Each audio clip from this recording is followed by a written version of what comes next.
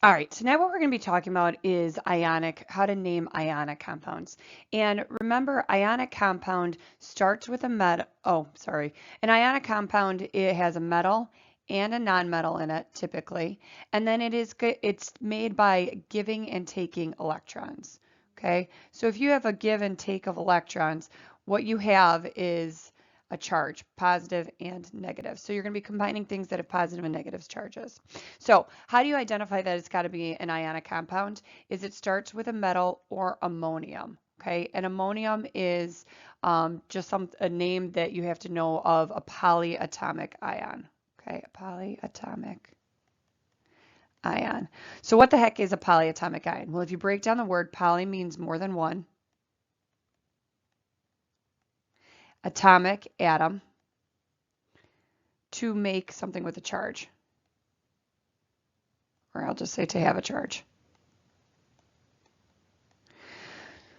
So if you look at your periodic table, on the one side, you'll see that it has this chart in the middle kind of the periodic table. And if you look for the positive charge, you'll see something with NH4 with a plus right next to it, and it says ammonium, which is that guy. This is a polyatomic ion, and this is your polyatomic ions list, this whole chart.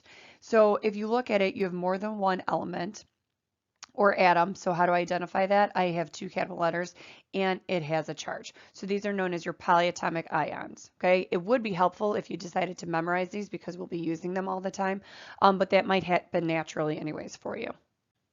All right, so how do we name? Let's go through the rules. First, you're going to check to see if the element is a metal or ammonium, and that's just to straight out identify if it's ionic. Then you want to see if the metal has multiple charges. So what are you looking for? Well, if I look at my periodic table on this side, this is the one that you guys have. And if I look at like vanadium, and if I look at antimony and tin and that one and all of these guys, you'll notice that it has multiple positive charges, and those charges come from what they bond with, what conditions they're made under, etc., etc. Not all of them have different charges. Like if I look at zinc, if I look at magnesium, those all have single charges, meaning they always have a +2, or well, magnesium and zinc both have +2s. Potassium always has a +1. It never ever changes. So some metals change their charges, and some are very, very consistent. So if I told you magnesium, I would be telling you that it has a +2. Whereas if I told you vanadium, I would need to be more specific and tell you what its exact charge is. Okay, then you're going to give the symbol of metal and the charge, if it is a transition metal or an exception. And by that, I mean if it has multiple charges, the charge goes in parentheses. Okay, then you're going to check the second name, and we're going to follow these steps. And then it talks about something about crisscrossing charges, and we'll go into that more of when we're actually applying these rules. All right, so the first one we're going to try is just straight out. So we're going to try this method through the addition of charges. So that means we're not going to be using this last step, and I'll explain why. So first, check to see if the element is a metal or ammonium. Calcium is a metal. It's an alkaline earth metal. So therefore, I'm going to name it ionically. Check to see if the metal has multiple charges. Calcium only has that +2, so it doesn't. So then it says give the symbol of the metal and the charge. Okay, so I'm just going to write calcium, and it has a +2 charge. Second name, check to see if the ending is an IDE ending. I do have that IDE ending, so if it is this, I'm going to follow these rules. So give the symbol of the element on the periodic table. So chloride comes from chlorine, so it's Cl, and the charge of that element. So if I looked on the periodic table, chloride, when it has a charge, has a -1. Notice that when you have these nonmetals for the ionic compounds and it has an "ide" ending, that means it now has a charge. If it was just an "ene," like chlorine, that means it doesn't have a charge, which means it can't be ionic. So you'll notice for all ionic compounds, the second one, which is the nonmetal, will have this "ide" ending if it's only found on the periodic table. Okay, then what we're going to do is the addition of charges. As we've talked about before, okay, ionic compounds have an overall 0 charge. Okay, what that means is that my positives must equal my negatives. So if I have a +3 being contributed, I need a -3, because overall my compound has to net out to be 0 charge. So my positives have to equal my negatives. If I look at this of calcium and the chloride, what I notice is that I have a +2 from the calcium and I have a -1 from the chloride, which means that overall I have a +1 charge. That does not cut it. I need it to be 0 exactly. So what I need to do is add more negatives in order to bring that +1 down. So I'm going to add another chloride. So now if I look at it, I've got a +2 and I've got a -2. Why is it -2? Because I have 2 -1s. Okay, so overall that equals 0. So now I know I have my ratios correct. Well, how many calciums did I use? I used 1 calcium, so it's Ca1. We do not write ones. We only write if it has more than 1. And then chloride is Cl. How many did I use? 1, 2. So it's CaCl2. This is the addition of charges method. Okay, so that's not using this crisscross method. Let's try to do the exact same thing, but with the crisscross method. So what you'll end up with is Ca with a +2, and you've got chloride with that -1.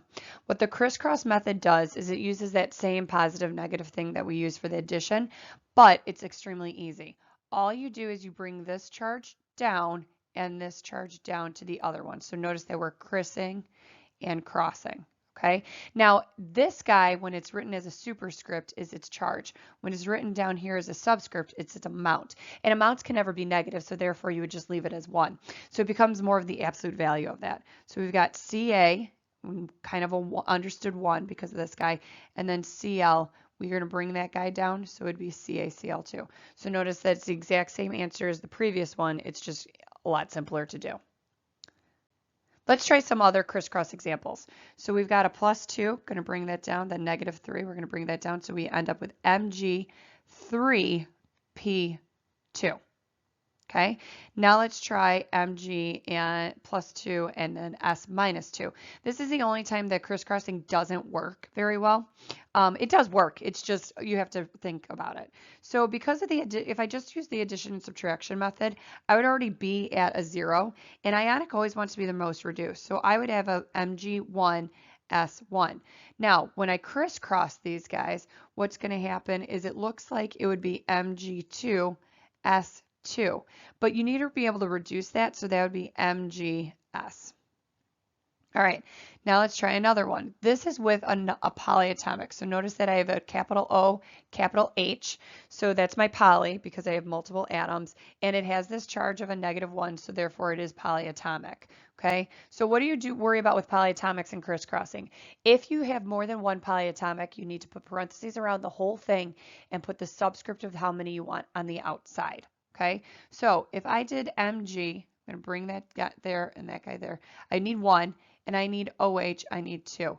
If I just left it like this, it would look like I only needed 1 O, but that's not the case. I actually need 2 OHs, okay, because the OH had that -1 charge, not just the H.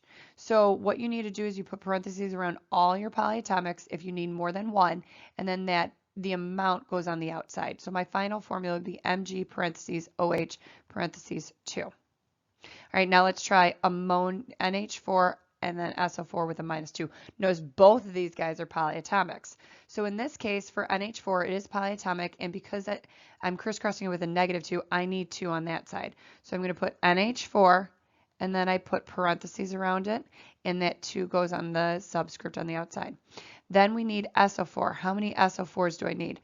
Well, if I look at the charge of ammonium, it's only 1. So because I only need 1 SO4, I do not use parentheses around that SO4.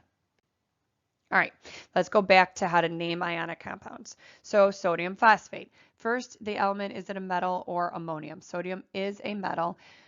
So now I can move on. Check to see if the metal has multiple charges. It only had that +1 charge, so I'm not going to worry about that. And then it says give the symbol in the metal and the charge. So we've got Na with a +1.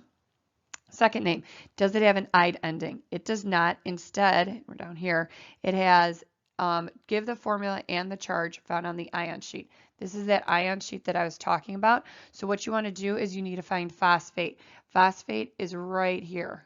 Okay, so notice it has PO4 and it has a -3 charge. So now I'm going to crisscross these two charges. So I'm going to end up with Na. You don't need to show those crisscrossing, by the way, but Na3, I need 1 PO4, so I do not need parentheses around it. So I get Na3 PO4.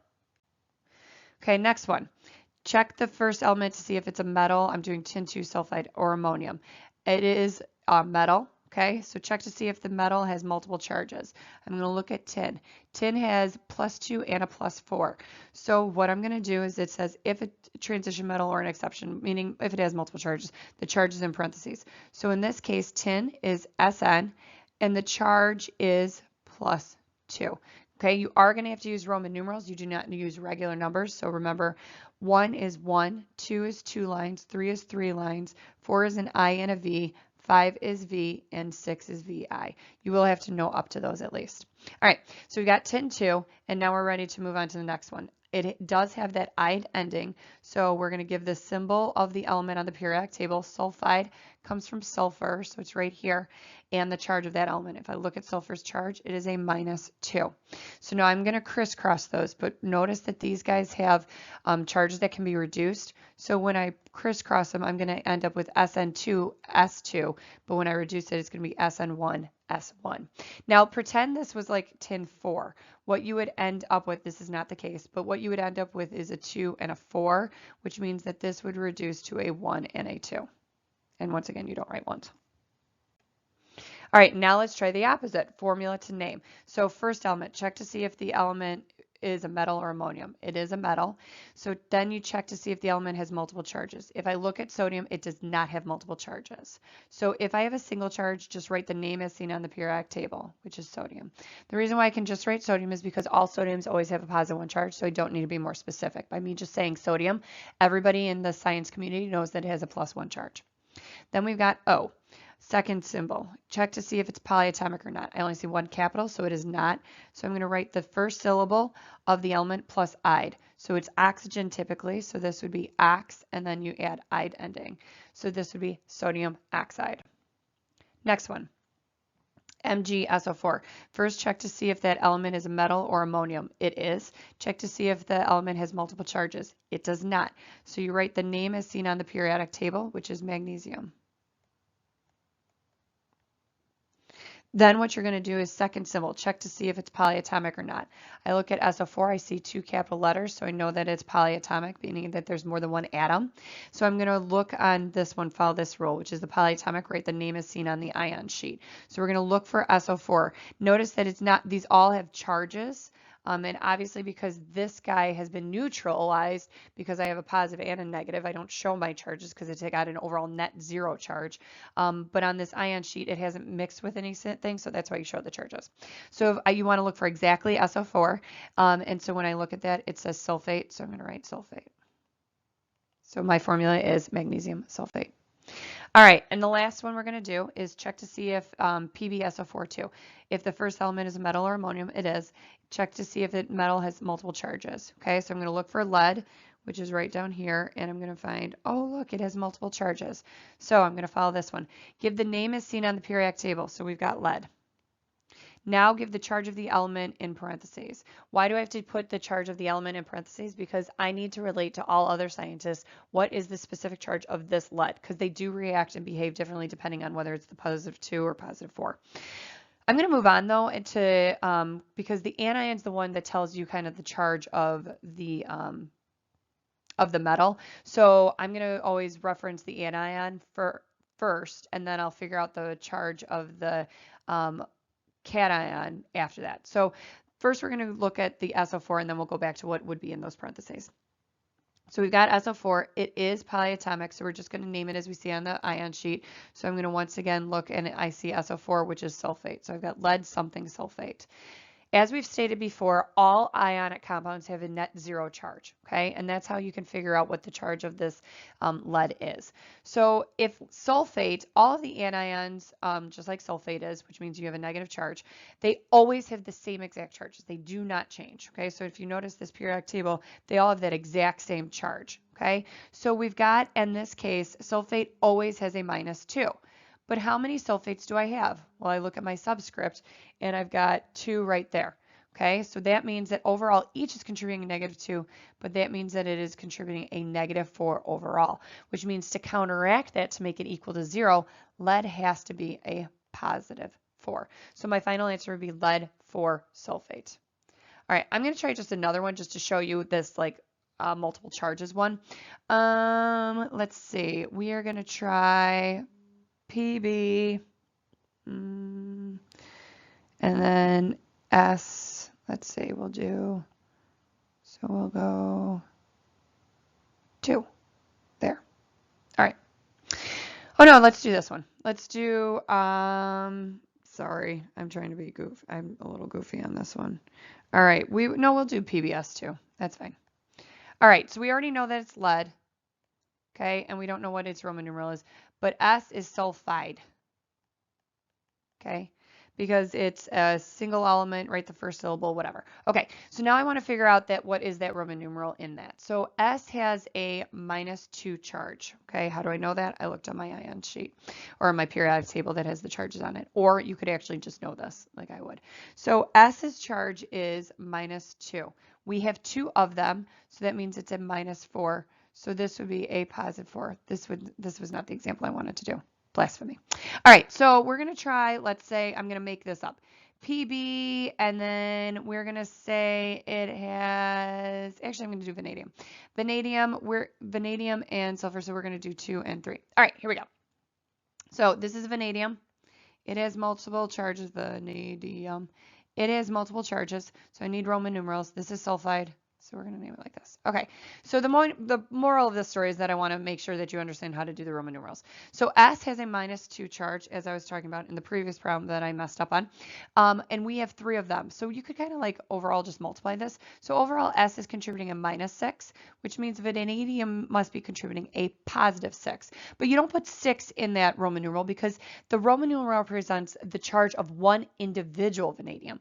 And if I look at my formula, I have 2 of them. So I need to distribute that +2 or +6 amongst those 2 equally. So what I do is I know that each vanadium has to be a +3.